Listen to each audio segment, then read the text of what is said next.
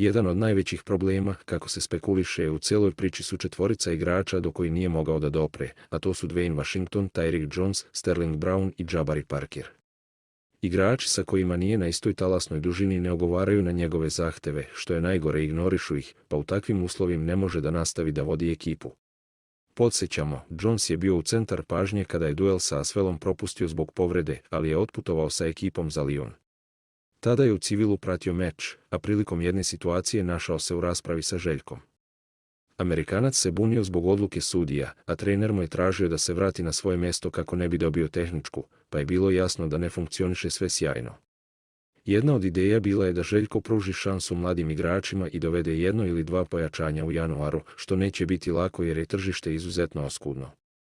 Što se tiče promjene većeg broja igrača, možda i celog tima, to još niko nije uradio u decembru, ali ako bi neko mogao, onda je to Žoc.